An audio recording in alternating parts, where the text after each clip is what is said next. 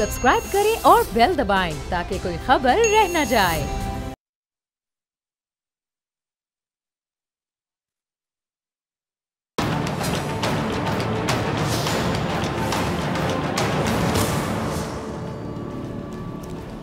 अस्सलाम वालेकुम नाजरीन, मैं हूं डॉक्टर फ़िज़ा अकबर खान और मैं हूं पाकिस्तान और आप देख रहे हैं पाकिस्तान के सबसे बड़े न्यूज़ चैनल का नंबर 1 प्रोग्राम ऐसे नहीं चलेगा।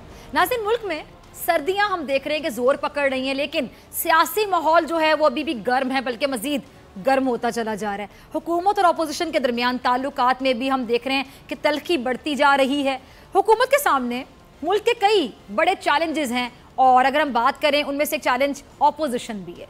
तहरीक इंसाफ की हुकूमत को 1 साल का अरसा गुजर चुका है, लेकिन अपोजिशन को हुकूमत का शायद ही, मैं बड़े यकीन से कह रही हूँ कि शायद ही कोई ऐसा एक काम हो जो पसंद आया हो। एक आधा काम तो पसंद आ जाना चाहिए वैसे, कि मेरिट पे बात करें।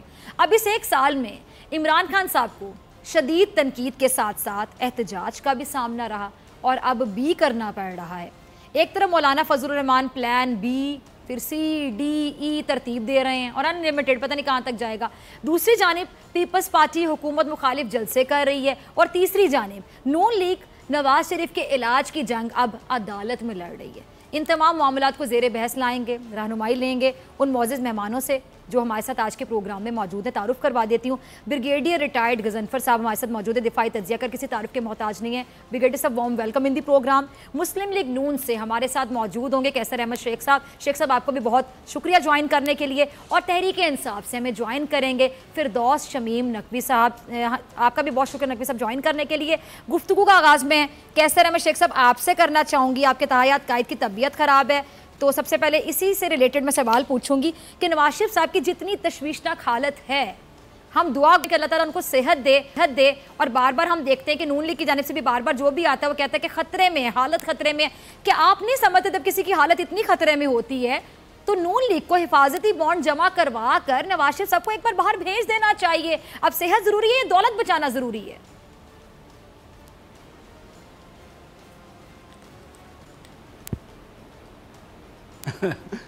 फ़िज़ा, देखिए आपने बड़ा अच्छा सवाल किया और ये सवाल बार बार पूछा जा रहा है। हमारी तो पार्टी मुतफ़िक है इस बात पे कि बॉन्ड दे के बाहर जाने का मतलब है जैसे तावान दे के जा रहे हैं और मियाँ साहब एक खुददार तबीयत के मालिक हैं, वो उनको कबूल नहीं है। हमारी पार्टी को छोड़िए, आप ये देखिए मुल्क की जितनी भी पार्टी हैं इस वक्त कोई भी इमरान खान की PTI के साथ नहीं खड़ा। इवन काफ लीग जो उनके चाहती हैं वो भी कह रहे हैं मियाँ साहब को बाहर जाने दें, क्योंकि अगर कोई तकलीफ़ हो गई तो सारा बोझ मलबा आप पे पड़ेगा। इसी तरह MQM खुल के आज उन्होंने तकरीर की असम्बली में, उन्होंने कहा कि मियाँ साहब को आप सेहत के बुनियाद पे, इंसानी हमदर्दी की बुनियाद पे बाहर जाने दें। आपके अपने मिनिस्टर शेख रशीद कह रहे हैं, आपके सेनेट के चेयरमैन सादिक संजरानी कह रहे हैं।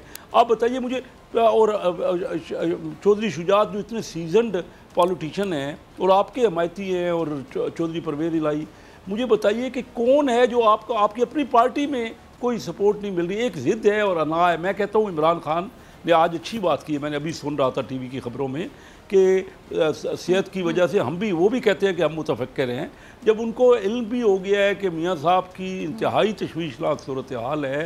देखिए मियाँ साहब की यहाँ जायदादें हैं, मियाँ साहब की सबसे बड़ी चीज़ तो यहाँ पॉलिटिक्स है, इतनी बड़ी पॉलिटिक्स। आप 7.25 अरब या 7 अरब रुपए के आइडेंटिटी बॉन्ड जो लेके आप उनको जाने देने चाह रहे हैं, तो ये क्या वजह है कि उनकी यहाँ जायदादें हैं, उनका इतना बड़ी स्टेक है पॉलिटिक्स में। वो तो खुद जब आपने उनको, कोर्ट ने उनको सज़ा दी तो उनको पता था सज़ा हो चुकी है, वो खुद अपनी बेटी को हाथ उनके थाम के वो आज गए, उन्होंने अपने आप को कैद में अपने आप को पेश कर दिया। उसके अलावा उनकी वाइफ उस वक्त सख्त बीमार थी। एक क्यों बात में देखिए ना, हम सब कल अच्छी बात की ख्वाजा आसिफ ने कि हम 84 मेंबर हैं, MNA जो है हम सब उनके ज़ामिन हैं, सब कह रहे हैं। यकीन जानिए कि मियाँ साहब को तो अफोर्ड ही नहीं कर सकते। अल्लाह ताला उनको शफा दे, इस वक्त बड़े हालात ख़राब है। क्यों आप उनको ज़िच कर रहे हैं और अजियत दे रहे हैं? बात यह कि उनकी एक, देखिए ना, मैं समझता हूँ इमरान खान साहब को ग्रेशियस होना चाहिए। एक वो जब वो खुद बीमार थे, मियाँ साहब चल के उनके पास पूछने के, बात यह है कि आप खुद महसूस भी कर रहे हैं। और मैं समझता हूँ इस बात में कोई सियासत नहीं होनी चाहिए। उनकी अपनी पार्टी के सारे लोग, आपकी अपनी पार्टी के मेजॉरिटी ऑफ लोगों ने फैसला किया है। अब खैर आज कोर्ट ने कह दिया कि ये ये केस ले सकते हैं और सुबह जो भी अदालत में फैसला होगा हम उसको तस्लीम करेंगे, जिस तरह भी अदालत कहेगी सुबह।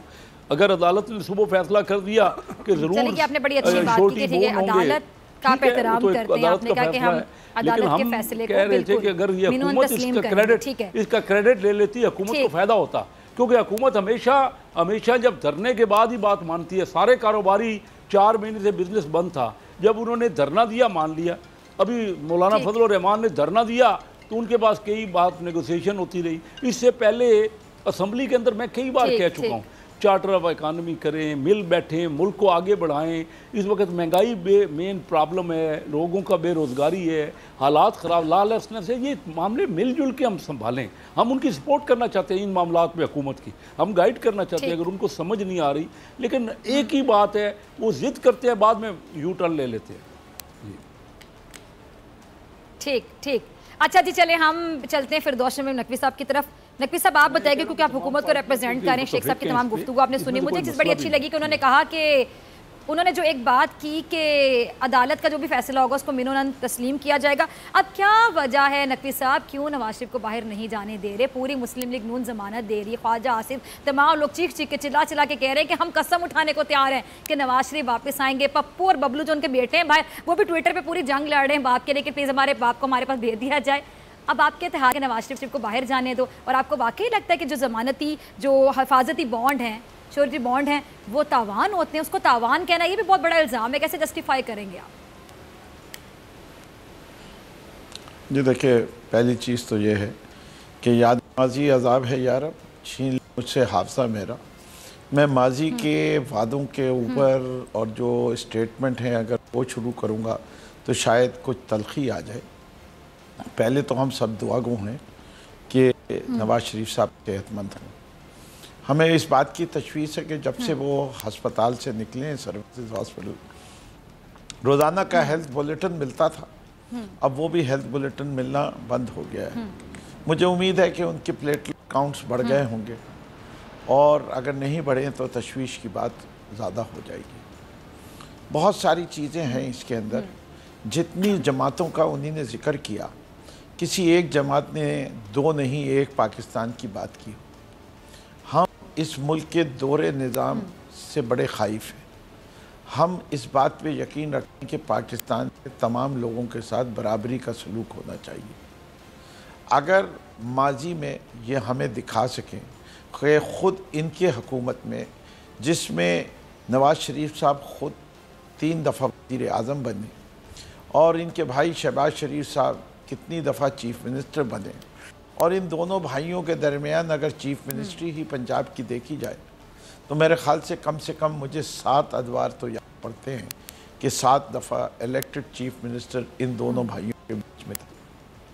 तो मुझे ये बताइए कि कितने लोगों को जो कि कैद में थे इसलिए रिहा कर दिया हो मुल्क के अंदर कि उनकी सेहत बहुत ख़राब है। अगर ये कोई मिसाल पेश की होती इन्होंने इंसानी हमदर्दी की तो शायद आज इनको ये दिक्कतें नहीं होती जी। क्योंकि हमें तो कोई ऐसी नज़र नहीं आई। एक कोई बैंकर्स इक्विटी का केस कोर्ट करते हैं, लेकिन उसके सर्कमस्टांसेस ये सर्कमस्टांसेस फ़र्क है। ये अदालतों का एहतराम करते हैं, ये वोट को इज्जत देते हैं, लेकिन वोटर के साथ झूठ बोलते हैं। कई दफ़ा असम्बली में, नेशनल टीवी पे तकरीरें कर चुके हैं कि ये हैं वो ज़राए जिसके ज़रिए हमने एवनफील्ड की प्रॉपर्टी ख़रीदी, और जब अदालत में मामला आया तो वो कतरी ख़त मुशर्रफ दौर के अंदर इन्होंने कहा हमने कोई मुआहदा नहीं किया। फिर जब उन्होंने मुआहदा सामने रख दिया फिर वो बीगी बिल्ली बने। तो ये वादे और ये सारी चीज़ें कोई मकसद नहीं रखती हमारे नज़दीक। हमसे ये सवाल पूछा जाता है और हम क्या जवाब देंगे, क्या लोगों को मुंह दिखाएंगे कि जी आपने प्रेशर में आके जो है एक मुजरिम को, जिसको सुप्रीम कोर्ट ने सज़ा दी हो, जिसको सुप्रीम कोर्ट ने नाअहल किया हो, जिसको सुप्रीम कोर्ट ने माफिया का हेड डॉन कहा हो, उस शख्स को आपने गैर किसी तहफ़्फ़ुज़ात के इलाज के लिए भेज दिया। यही बड़ी बात है कि हम इस बात पे तैयार हैं कि हमने ECL पे से उनका नाम हटा दिया, लेकिन हम समझते हैं कि उनको अगर इतनी फ़िक्र है तो बबलू और पप्पू में से कोई एक आके कह दे कि मैं आ जाता हूँ, मेरे बाप को जाने दो, वरना वो रख दीजिए। ये जो इनकी दौलत है। जी जी ठीक है जी। ब्रिगेडियर गजनफर साहब आपकी तरफ मैं आना चाहूँगी। ठीक है जी, नकवी साहब आपका पॉइंट आ गया। अब नकवी साहब चूंकि हुकूमत को रिप्रेजेंट कर रहे हैं और शेख साहब आप नून लीग को रिप्रेजेंट कर रहे हैं, तो गजनफर साहब एक न्यूट्रल बंदे हैं, उनकी तरफ जाती हूँ, देखते हैं वो क्या कहते हैं। गजनफर साहब को क्या लगता है कि हिफाजती बॉन्ड, पहले तो बताएं तावान कैसे हो सकता है, एक तो मुझे ये चीज़ समझ नहीं आ रही। दूसरी बात ये कि ख्वाजा साद रफ़ीक और ये जितने भी लोग ये बहुत कुछ कहते रहे थे माजी में। मुशर्रफ साहब भी बीमार थे, उनके बारे में क्या क्या कहते थे, नोखा लाडला जो बाहर जाना चाहता है, ये टोपी ड्रामे कर रहा है, बीमारी नहीं है, नहीं वो तमाम अल्फाज अगर आपको भी याद हो, यानी कोई और बीमार हो तो आप इस तरह की बातें करते हैं। आपका अपना ताहियात कायद बीमार हो जाए तो आप एक्सपेक्ट करते हैं कि तमाम लोग बहुत ही अच्छी वही बातें करें जो आप चाह रहे हैं। बहरहाल फिर भी हुकूमत ने हमेशा हम देखें साथ दे रहे हैं इनका। दूसरी बात है कि 3 बार एक बंदा वजीर आजम रहा इस मुल्क का, और वो कहते थे मैंने फलां जगह को पेरिस बना दिया, फलां जगह को न्यूयॉर्क बना दिया, एक ऐसा हॉस्पिटल नहीं बन सका जहां इलाज हो सके। ये खुद बहुत बड़ी हार नहीं है नवाज शरीफ साहब की? बहुत बहुत शुक्रिया फिजा। असल में जो आखिरी बात आपने की है वो हार नवाज शरीफ साहब की और पाकिस्तान के पूरे पॉलिटिकल सिस्टम की है, क्योंकि मुख्तलिफ एक तो फेडरल में गवर्नमेंट होती है, फिर प्रोविंसेस में मुख्तलिफ गवर्नमेंट है, और इससे पहले पीपल्स पार्टी भी रही, मुस्लिम लीग नून भी रही। लेकिन यहाँ तो ऐसा भी मौसम आया, ऐसा भी टाइम आया कि जब परवेज़ लाई साहब ने एक हॉस्पिटल बनाया था वज़ीराबाद में, तो उसको आके ना इक्विप किया गया ना उसको चलाया गया, सिर्फ इसलिए कि वो परवेज़ लाई साहब ने बनवाया था। अब ये एक ऐसी तल्ख़ हकीकतें हैं हमारे सिस्टम की जिनको इस वक्त को जितना कम कोट किया जाए उतना ही कम है, क्योंकि जो नवाज शरीफ साहब की तबीयत के हवाले से बातचीत हो रही है उसमें मुझे दुख ये हो रहा है कि जो मरीज़ है उसको इस बात की फ़िक्र नहीं है कि उसको फ़ौरन बाहर जाना चाहिए।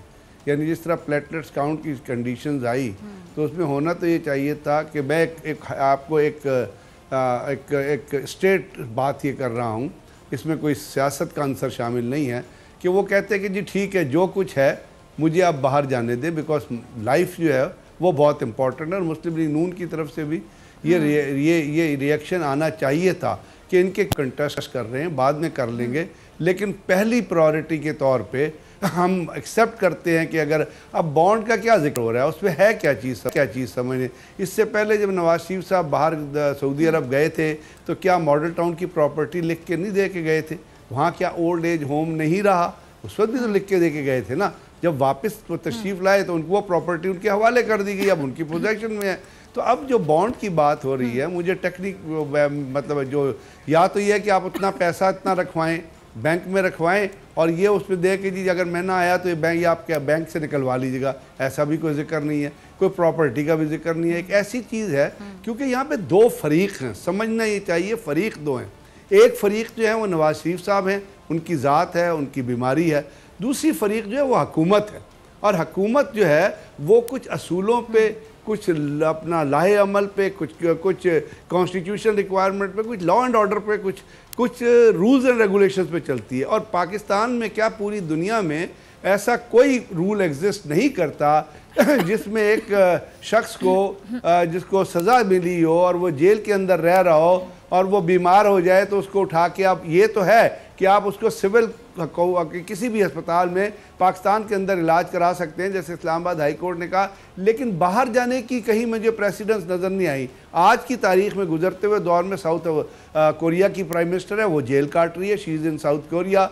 इजराइल का प्राइम मिनिस्टर था, वो अभी निकला है, अभी उसने जेल काटी, ही वाज इन इजराइल।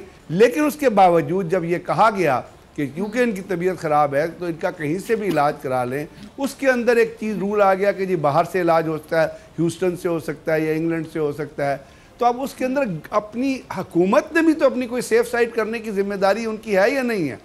क्योंकि कल को नवाज शरीफ साहब के केसेस चल रहे हैं, अगर किसी अदालत में उनकी पेशी होती है और कहा जाता है कि जो आवाज़ लगती है उनको बुलाएं और कहा जाता है कि वो यहाँ है नहीं, तो जज साहब ये पूछने के मजाज होंगे कि वो कहाँ है जी, किसने उनको भेजा है, जिसने भेजा उसको बुला कर।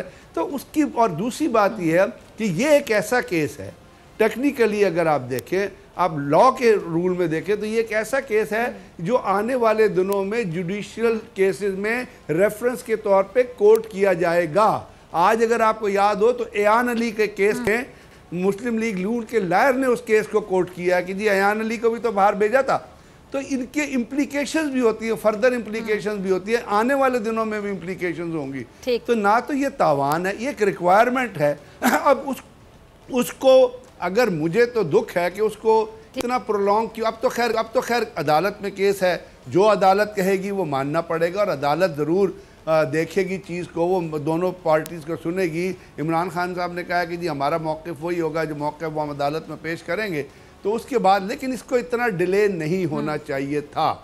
असूल में अगर वो इतने भी, इससे एक परसेप्शन लोगों में ये भी आ रही है, जो बात क्रॉस द रोड बात करते हैं कि शायद वो इतने बीमार नहीं है जितने पोर्ट्रे किया जा रहा है।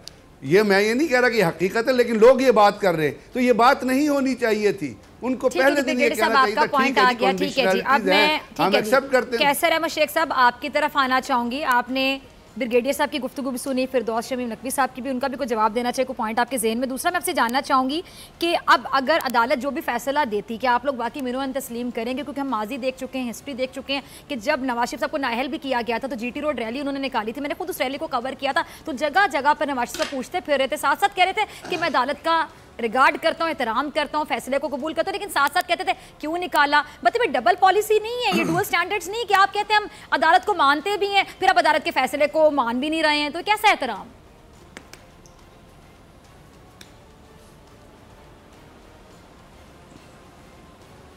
पहले तो मैं शमीम नकवी साहब मेरे बड़े मुअज़्ज़ज़ दोस्त हैं, मैं उनकी बात का जवाब दूंगा। वो कह रहे हैं कि इतने सालों से कोई एक हॉस्पिटल ऐसा नहीं बना जिसमें इलाज हो सके।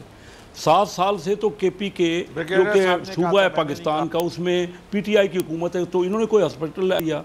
और दूसरा मैं ये कहना चाह रहा हूँ कि ये अब ये जो है ना, ये पाकिस्तान में बड़े अच्छे अच्छे हॉस्पिटल है। बार बार पाकिस्तान के हॉस्पिटलों को नहीं के कंडेम ना करें। बात ये कि ये एक ऐसा चीज़ है जिसकी अभी तक कोई डॉक्टर उसकी तशखीस नहीं कर सके कि क्या वजह है कि प्लेटलेट्स जो है वो मेंटेन नहीं हो रहे और बार-बार नीचे चले जाते हैं। हॉस्पिटल अच्छे, डॉक्टर अच्छे नहीं जो डायग्नोस ना कर सके, यानी हमारे यहाँ डॉक्टरी का स्टैंडर्ड अच्छा नहीं, तालीमी निज़ाम अच्छा नहीं है कि डॉक्टर्स को तशखीस नहीं करनी आती और बाहर के डॉक्टर बताएंगे कि क्या बीमारी है।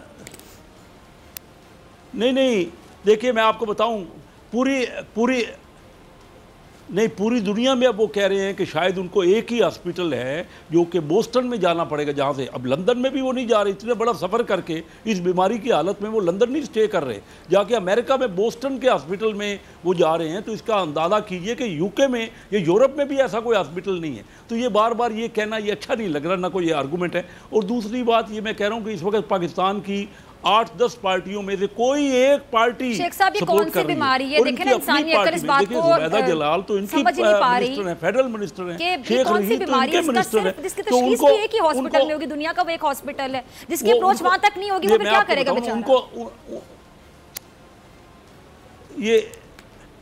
ये मुझे आप ये तो मुझे नहीं पता, ये तो आप डॉक्टर से स्पेशलिस्ट से पूछे ना जो ये खबरें दे रहे हैं, या मुझे बता दे कि नहीं ये फलां, ये हमारे ही डॉक्टर बता दें ना, जो सारे पाकिस्तान के डॉक्टर इस वक्त चेक कर चुके हैं।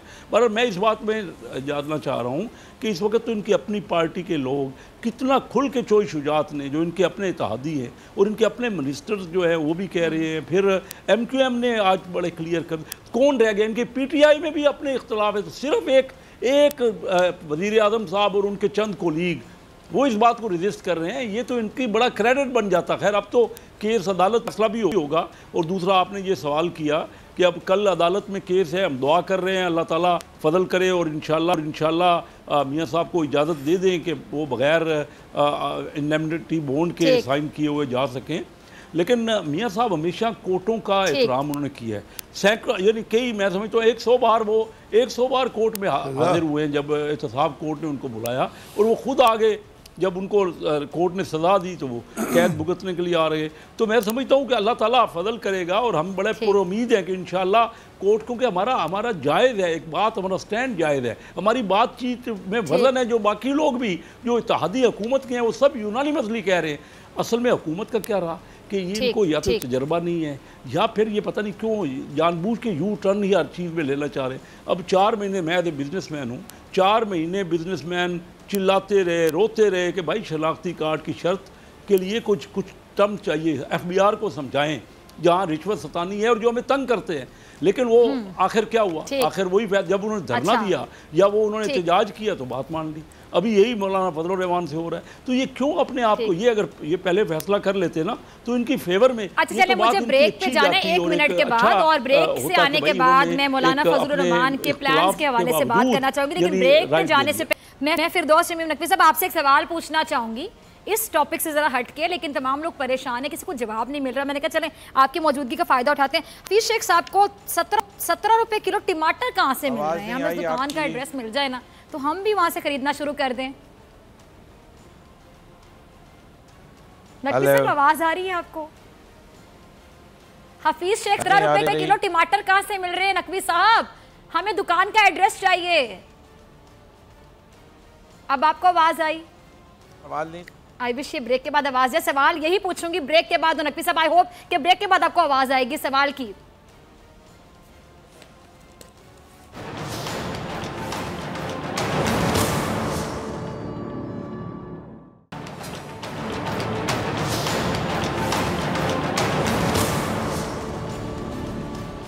वेलकम बैक नाज़रीन, आप देख रहे हैं ऐसे नहीं चलेगा। मैं हूं आपके साथ डॉक्टर फ़िज़ा अकबर खान। मेहमानों से दोबारा तारुफ करवा देती हूं। कैसर अहमद शेख साहब हमारे साथ मौजूद है, ब्रिगेडियर गजनफर मौजूद हैं और फिरदौस शमीम नकवी साहब मौजूद है। बात हो रही थी नवाज शरीफ साहब की सेहत के हवाले से, हिफाजती बॉन्ड तावान कैसे बन सकते हैं, ये चीज़ समझ नहीं आ रही थी। खैर मेहमानों से जानने की मैंने कोशिश की, तमाम ने अपना अपना मौक़िफ़ आपके सामने रखा। और ब्रेक पर जाने से पहले मैंने नकवी साहब आपसे एक सवाल पूछा था जो कि टॉपिक से ज़रा हट के था, लेकिन तमाम लोग बड़े परेशान थे। इसका जवाब लोग तलाश करना चाह रहे, मुझ समेत। अब पहले आपसे पूछना चाहूंगी आपको आवाज आ रही था कि मैं सवाल पूछूं, तब आपको आवाज नहीं आ रही थी? हल्की हल्की आवाज आ रही है, मैं कोशिश करता हूं। आप क्या पूछ रही हैं? पहले ही आपने स्मार्ट प्ले किया, आपने कहा हल्की हल्की आ रही है। चलिए मैं ऊंचा जरा बोलती हूँ। नकवी साहब वैसी मेरी आवाज काफी ऊंची है। हफीज शेख साहब को 17 रुपए किलो टमाटर मिल रहे हैं, उस दुकान का एड्रेस हमें दे दें जहां से 17 रुपए किलो टमाटर मिल रहे हैं। देखिए, एक स्लिप ऑफ टंग को के लिए मैं कोई जवाब नहीं दूंगा, लेकिन मैं ये ज़रूर आपको यकीन दहानी ला सकता हूँ कि टमाटर की कीमत का सप्लाई एंड डिमांड से बड़ा ताल्लुक़ है। और ये प्राइस कंट्रोल मैकेनिज़्म जो है सूबाई हुकूमतों का है। और मैं समझता हूँ कि इसके ऊपर फेडरल गवर्नमेंट का ना एग्रीकल्चर से ताल्लुक़ है, इतना नहीं। सप्लाई एंड डिमांड की अगर प्रोजेक्शन सही नहीं रखेगी कोई भी हुकूमत, तो शॉर्टेजेस की वजह से प्राइस बढ़ेगी। इस वक्त सिंध का क्रॉप आ जाएगा, ईरान से खोल दिया गया है जो कि पहले खोल देना चाहिए था, इंडिया से बंद हुआ है, ये प्रोविंशियल गवर्नमेंट्स ने नहीं की। इसी तरह आप वीट की प्राइस देख लीजिए। सिंध की गवर्नमेंट कहती है कि हमारे पास पिछले साल की वीट का इतना स्टॉक पड़ा था, तो कीमत कैसे बढ़ गई? इससे के मसला ये है कि वो स्टॉक एग्जिस्ट ही नहीं करता, इट्स ओनली ऑन पेपर। उस स्टॉक के अंदर मिट्टी पड़ी हुई है। उन्हें बोरियां तो शायद गिनवा सकते हैं, गंदम नहीं दिखा सकते। अगर उतनी गंदम होती जो पिछले साल की खरीद की कीमत है, तो आज सूबे के अंदर पंजाब और सिंध के दरमियान इतना वीट की प्राइस में फ़र्क नहीं होता। तो और उसके बावजूद भी फेडरल गवर्नमेंट ने इंटरवीन करके उनको वीट का स्टॉक रिलीज़ किया है कि आवाम को तकलीफ़ ना हो। तो एक गलती हुई है, 17 रुपये नहीं कहनी चाहिए थी, इसमें मुझे तो कोई याद नहीं है। लेकिन 300 रुपये भी हर जगह नहीं मिल रहा टमाटर। ये बात चले ये बता दें, ठीक है नकवी साहब, चले गलती होगी, स्लिप ऑफ टंग हो गया कि उनके मुंह से निकल गया 17 रुपये। लेकिन चले हम चाहते हैं कि ये हकीकत में ये हो जाए कि 17 रुपये किलो हो जाए, चले 17 नो थोड़े से सस्ते हो जाएं, तो सस्ते कब करवा रहे हैं? जी मेरे ख्याल से सिंध के क्रॉप के आने में 3 हफ्ते हैं। 3 हफ्ते के बाद सिंध का टमाटर का क्रॉप आया है और इसके दफ़ा मैंने सुना है बम्पर क्रॉप है। तो मुझे वो ज़माना भी याद है कि जब टमाटर जो है वो 1 रुपये से कम किलो बिकता था, और कोई बहुत ज़्यादा दूर की बात नहीं कर रहा, 3-4 साल पहले की बात कर रहा हूँ। तो जितना आपकी प्रोडक्शन, देखिए एक होती है कॉस्ट ऑफ प्रोडक्शन, उस कॉस्ट ऑफ प्रोडक्शन को फार्मर को गारंटी देना चाहिए अगर आप एग्रीकल्चर नेचर। जी मैं तो कह रहा हूँ कॉस्ट ऑफ प्रोडक्शन की गारंटी होनी चाहिए। जी जी जी कॉस्ट ऑफ प्रोडक्शन की अच्छा जी। हर अब मैं शेख साहब आपकी तरफ आना, मैं शेख साहब से अगर उसके बाद ब्रिगेडियर साहब आपकी तरफ आऊंगी। बहुत सारी बातें की थी, उसका जवाब देना। जी प्लीज जवाब अगर आप इजाजत दें तो। जी प्लीज दीजिए। शेख साहब, कुलसूम नवाज के लिए भी अस्पताल मौजूद नहीं था पाकिस्तान में, शहबाज शरीफ के इलाज के लिए भी अस्पताल पाकिस्तान में मौजूद नहीं। नवाज शरीफ साहब जब बीमार हुए थे और दिल के आर्जे में थे, उसका इलाज पाकिस्तान में नहीं हो सकता था। वो तो आर्जे पता थे ना, इसका नहीं पता। इसकी रिपोर्टें जो हैं आप ह्यूस्टन भेजें, वहाँ से वो डायग्नोसिस कर लेंगे। आजकल तो न्यूयॉर्क में बैठ के सऊदी अरेबिया में हार्ट सर्जरी कर रहे हैं थ्रू कंप्यूटर्स। तो इस दौर के अंदर तो साइंस जहाँ पहुँच चुकी है, इलाज कहीं भी बैठ के हो सकता है। इसमें इतनी दिक्कतें नहीं है, विल होनी चाहिए। मेरा ख्याल में बात असूली बात करें, क्या एक सजा याफ्ता for one moment Nawaz Sharif का नाम हटा दीजिए, मिस्टर एक्स जो कि ये सजा याफ्ता है, आप क्या ये हर कैदी के लिए ये तजवीज़ करते हैं कि उसको मुल्क से बाहर जाने दिया जाए बगैर किसी बॉन्ड के? कह सके तो कह दीजिए। तो ये भी आज रिकॉर्ड पे आएगा कि कैसर शेख साहब क्या समझते हैं कि पाकिस्तान में कौन सा निज़ाम होना चाहिए। अच्छा कैसर अहमद शेख साहब, मेरा सवाल तो अंदर ही रह जाते हैं, आप लोग एक दूसरे की बातों के जवाब देते रहते हैं। मेरा सवाल आप लोग साइड पे कर देते हैं, बिल्कुल कहते हैं खुड्डे लाइन लगाना। अच्छा इसका जवाब हम बाद में देते हैं। फिजा फलां की बात का मैं जवाब देना चाहता हूँ, फलां की बात आपसे मैं जानना चाहूंगी। आप उनकी बात का भी जवाब देने के लिए जाहिर बात है बेचैन होंगे, बेताब होंगे। ये बता दें सियासतदानों को देख के क्या दुकानदार कम रेट खुद तो नहीं बता देते? मुझे याद है नवाज शरीफ साहब भी जब 25 रुपए किलो आलू थे वो कहते थे 5 रुपए किलो मिल रहे हैं। कि ऐसा तो नहीं सियासतदानों को देख के डर जाता है? बेचारा जो सब्जी बेच रहा होता है वो कहता है 25 रुपए के नहीं तो सिर्फ 5 रुपए के हैं, उनको कहते हैं 17 रुपए किलो है टमाटर।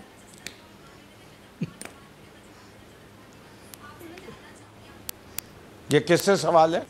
देखिए मैं आपको बताऊं कि मैं तो वो क्वालिफिकेशन लेना चाहता हूं जिसकी वजह से हफीज़ शेख साहब 3 बार चार बड़ी पार्टियां हैं, 4 बड़ी पार्टियों में से काफ लीग के भी मुशीर ख़जाना वही थे, पीपल पार्टी के भी मुशीर ख़जाना वही थे, आज PTI के भी मुशीर ख़जाना वो है। मैं वो क्वालिफिकेशन जानना चाहता हूँ क्योंकि मैं 27 साल से इस जस्तजू में हूँ कि मैं मुल्क के मईशत के बारे में ना कुछ मशवरे दे सकूं या कोई रोल कर। इसीलिए मैं कराची चैम्बर ऑफ कॉमर्स का आज से 32 साल पहले प्रेसिडेंट था।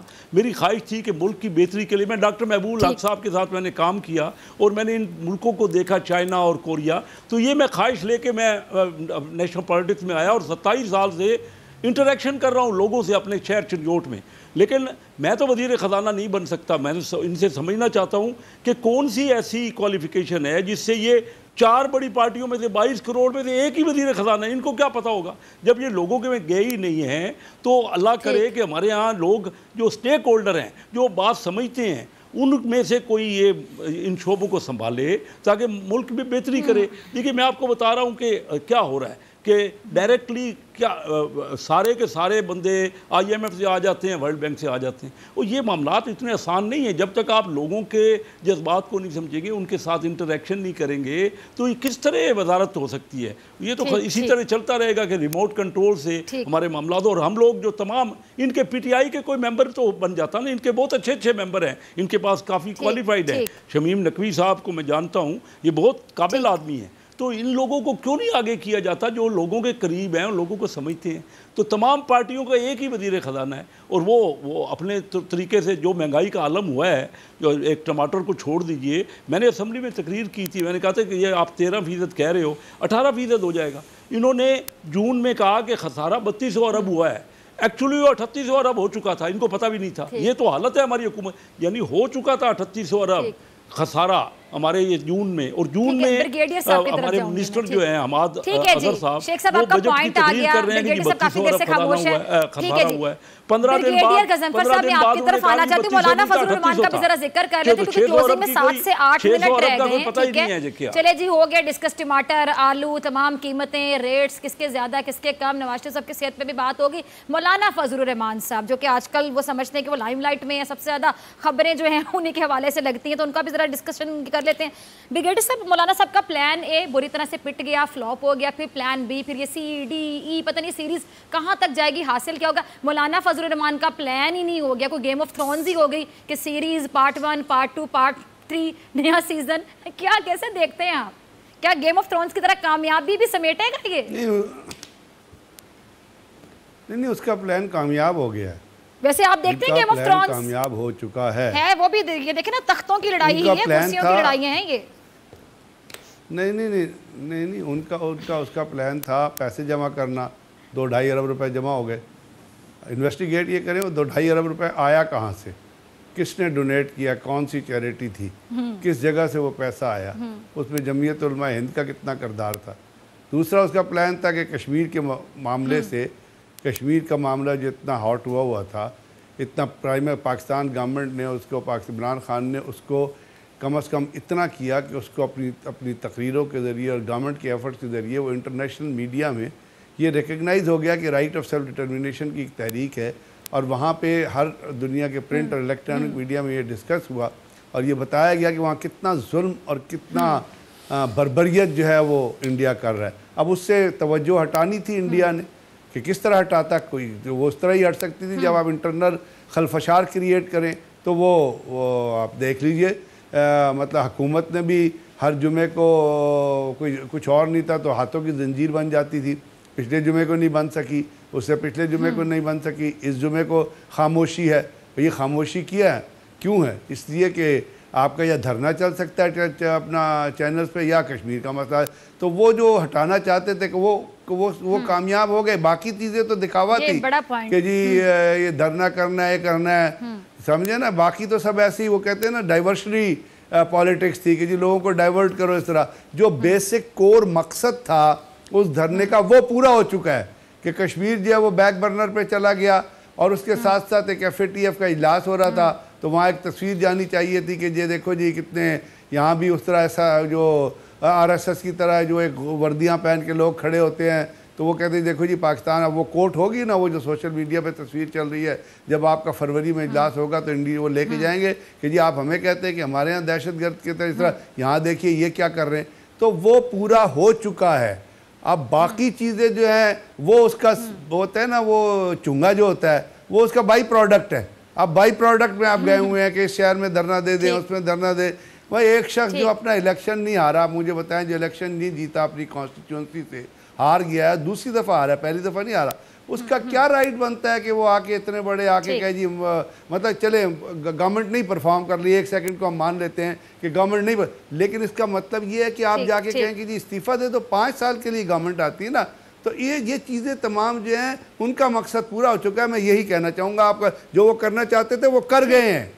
और कश्मीर कमेटी में भी उन्होंने यही किया था, अभी भी वो कर गए। तो बस ठीक है, फिर इस तरह अगर पॉलिटिक्स चलेगी, इस तरह अगर नकवी साहब आपकी तरफ आऊंगी। नकवी साहब आप ये सड़कें बंद करने पर आ गए, ठीक है, प्लान A फ्लॉप हो गया, प्लान B, फिर वो फ्लॉप होगा तो B, C, D, E पता नहीं कहाँ तक जाएगी सीरीज। जैसे कि मैंने पहले भी कहा, अब हुकूमत के ऊपर बड़ी जिम्मेदारी बढ़ गई है। मामला अगर खराब होते हैं, हुकूमत के पास क्या प्लान है, क्या स्ट्रैटेजी होगी। और मुझे तो ऐसा महसूस होता है कि शायद मौलाना सब कुछ चाह रहे हैं क्योंकि तमाशा लगे, बड़ा तमाशा लगे। अब हुकूमत के ऊपर वाकई बहुत बड़ी रिस्पॉन्सिबिलिटी है कि हुकूमत तमाशे से भी बचना चाहेगी और इनको मौका भी नहीं देगी, लेकिन इनको कंट्रोल भी करना होगा। ये देखिए बड़ी सीधी सीधी है, बैटल ऑफ नर्व्स एक तरीके से। लेकिन मैं ब्रिगेडियर साहब के एनालिसिस में एक चीज़ और भी ऐड कर दूं और आपके सवाल का पूरा जवाब भी दूंगा। उनकी मौलाना साहब की बहैसियत ज़ात बड़ी कामयाबी ये हो गई कि उन्हीं ने पाकिस्तान मुस्लिम लीग नवाज से भी क़यादत छीन ली पाकिस्तान की क़यादत की, और हमारे बिलावजह भुट्टो से भी छीन ली। जरदारी साहब तो बेचारे अब बहुत बीमार हो चुके हैं, उनको भी अनकरीब बाहर जाने की कुछ ना कोई इस्तदा आ जाएगी और सदा भी आएगी। लेकिन मैं ये समझता हूँ कि इस वक्त अपोजिशन का बड़ा लीडर जो है वो मौलाना मुफ्ती महमूद साहब अपने साहब का, आपके फजलुर रहमान साहब जो हैं वो अपने आप को इस्टेब्लिश कराने में किसी हद तक कामयाब हो गए पाकिस्तानियों की निगाह में। जहाँ तक अब उनकी प्लानिंग की और उसके, मैं समझता हूँ कि जब तक आदमी कानून के ख़िलाफ़ नहीं जाता तो प्रोटेस्ट करना उसकी राइट है, जमहूरियत इजाज़त देती है और हुकूमत वक्त को उस प्रोटेस्ट को रोकना चाहिए। उसके साथ जो इश्यूज़ हैं उनसे डायलॉग कंटिन्यू रखना चाहिए, जो हम रख रहे हैं कंटिन्यू। जो चीज़ें उनकी जेन्युइन हैं उनको एड्रेस करना चाहिए। फॉर एग्ज़ाम्पल पाकिस्तान में इलेक्शन के निज़ाम में और बेहतरी आनी चाहिए, इसमें कोई डिबेट नहीं है। जो अच्छा सजेशन आएगा, कोई कमेटी बनाना चाहते हैं, कोई कमीशन बनाना चाहते हैं, वो ज़रूर बन जाए। अगर वो ये कहते हैं कि जी इस वक्त अदालती निज़ाम में इलेक्शन खुलवाने में दिक्कतें हैं, वो दिक्कतें आप दूर करवाइए, उसको हम देख सकते हैं। लेकिन ये नहीं कहा जा सकता कि जो काम कल सिंध की असेंबली में मुराद साहब कह रहे थे, जब PPP इलेक्शन जीतती है तो फेयर एंड फ्री इलेक्शन होता है और जब PPP हारती है तो इलेक्शन ख़राब होता है, गलत होता है, धांधली हुई होती है। अच्छा, फिर ये कहना कि पाकिस्तान का देखिए एक अलमिया भी है और एक स्ट्रेंथ भी है। पाकिस्तान का इस वक्त एक वाहिद इंस्टीट्यूशन की रह गई है, उस इंस्टीट्यूशन का नाम है पाकिस्तान आर्मी। इस वक्त पाकिस्तान अवाम को अगर किसी एक इंस्टीट्यूशन पे ब्लाइंड फेथ है, वो है पाकिस्तान आर्मी। जब भी कोई क्राइसिस होता है या कोई सोल्यूशन देखना होता है या किसी को न्यूट्रल अंपायर या न्यूट्रल आदमी को देखना होता है, तो वो हम फौज की तरफ देखते हैं।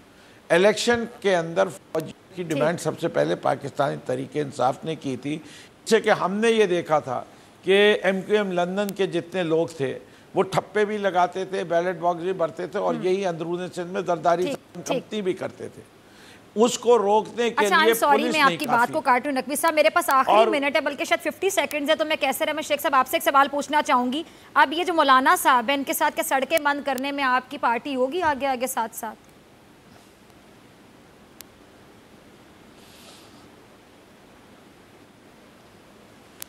देखिए जी, हमने तो सिर्फ उनके आज़ादी मार्च में सपोर्ट किया, आपके सामने खुल्लम खुला बात की है, आज़ादी मार्च में सपोर्ट की है।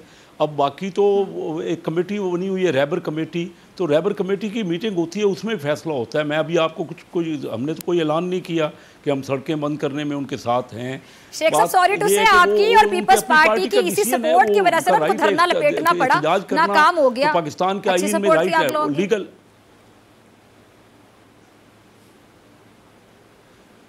नाकाम। आप ये दोनों अगर ये सपोर्ट रही तो फिर हम समझ सकते हैं कि ये जो सड़कों वाला प्लान है ये भी फ्लॉप। अब बात ये है कि धरना, इतना बड़ा धरना इससे पहले तो कभी नहीं हुआ पाकिस्तान की तारीख में। पाकिस्तान देखिए, अगर आप चलें जी ठीक है जी, तमाम मेहमानों का बहुत शुक्रिया। डॉक्टर फैजाक बरखान को दीजिए इजाजत, मुलाकात होगी इंशाल्लाह सेम टाइम सेम चैनल की जिंदगी ने वफा की दुआ में याद रखिएगा, ढेर सारा ख्याल रखिएगा, अल्लाह निगहबान।